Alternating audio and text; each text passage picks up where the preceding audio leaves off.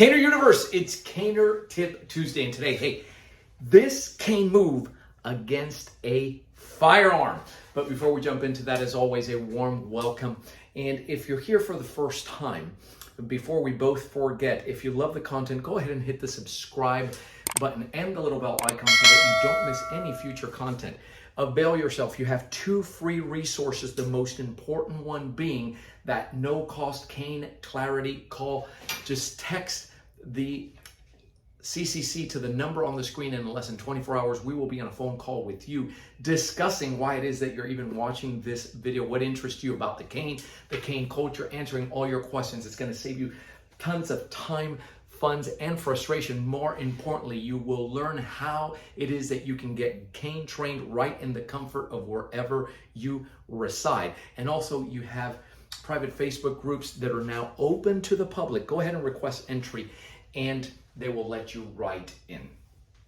So what is this cane move that is effective against a firearm? I'm going to share that with you. Stick around because the last demonstration I'll share here with you today, but it's based on a principle that in ACSD CaneFlow, you see this move here that is referred to in CaneFlow as question mark, because it's in the shape, the cane moves in the shape of a question mark.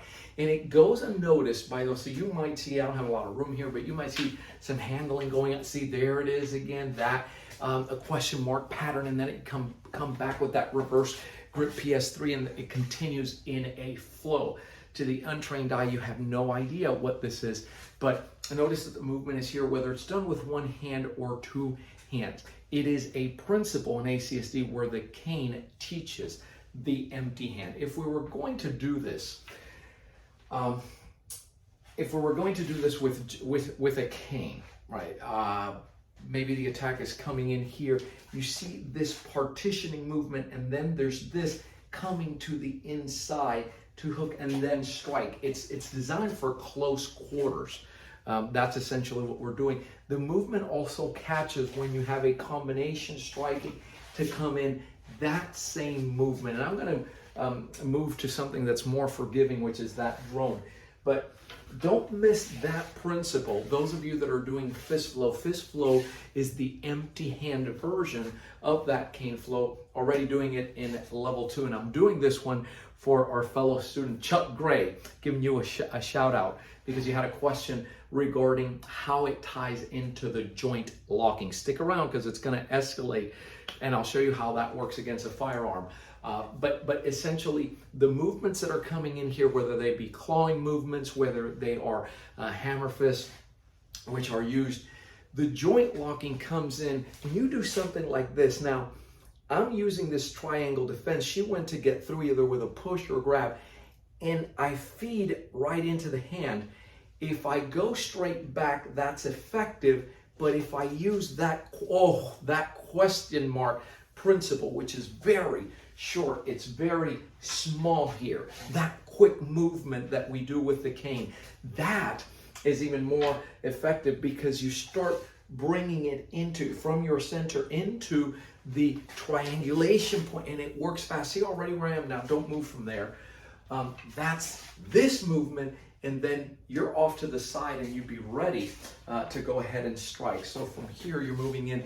You can partition that. It's the same thing. There's a strike, the claw, boom, running into the elbow. So you have it already in the joint locking. Not only that, this movement here, anytime you see the cane either going through here, you might see it in the handling. You have something like this.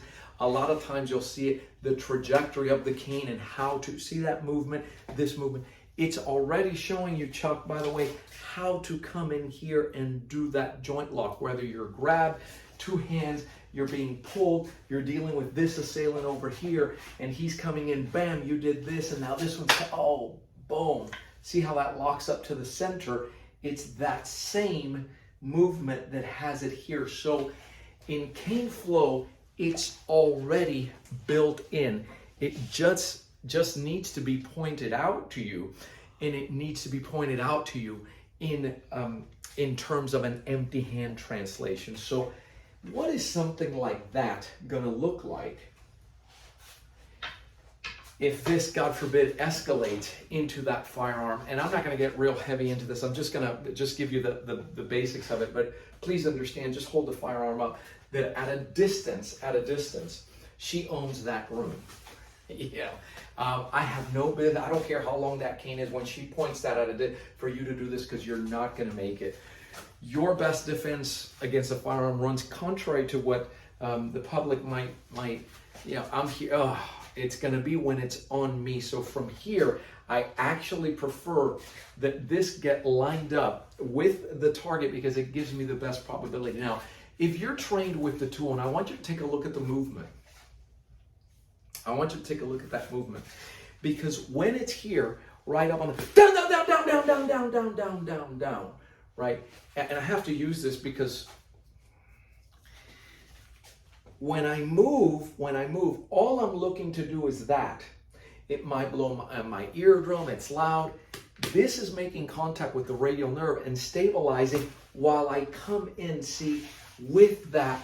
And then this is a neuromuscular exercise that you practice. There's no need to get rid of the cane if you know what you're doing. Notice I have to switch over to a padded cane because I'm not going to be striking her, right? And so you should do likewise, or go very slow when you're doing something like that. It works the same if I don't have the cane, or if she were to ask me to set my cane down, right, put it down, hey, and I don't have to be looking at her. It becomes the same movement done over and over. Now, I'm going to use a variation of this. It could be held anywhere else here. But once you get past this, when you come down, this becomes very effective, but this even more. It's a smaller movement, and then retrying down, down, down, down, down, down, down, giving some very strong verbals as to how you want this to go.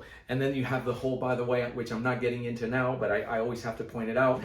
You live in a society governed by laws. At this point, you have the firearm, and you have some decisions. ACSD, myself, never. I just tell you, oh yeah, just come right back and shoot them. Okay, so that is a heads up for you. So that shows you how this movement that is so subtle within the flows, everything in CaneFlow either has a direct tactical application, not just to the cane, but ACSD, if you've done your research, is a cane empty hand system.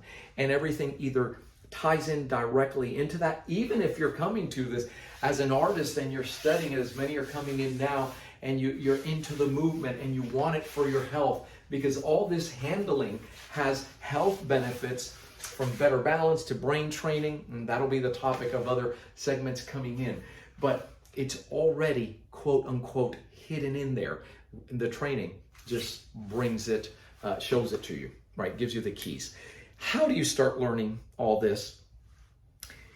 The best thing you can do is text those letters CCC to the number on the screen. And again, in less than 24 hours, we'll be on a conversation with you. And let's see how we can make this happen. I'm Joe Robaina for American Cane Self-Defense and CaneFlow. Thanks for watching. Keep caning. ? Stay safe.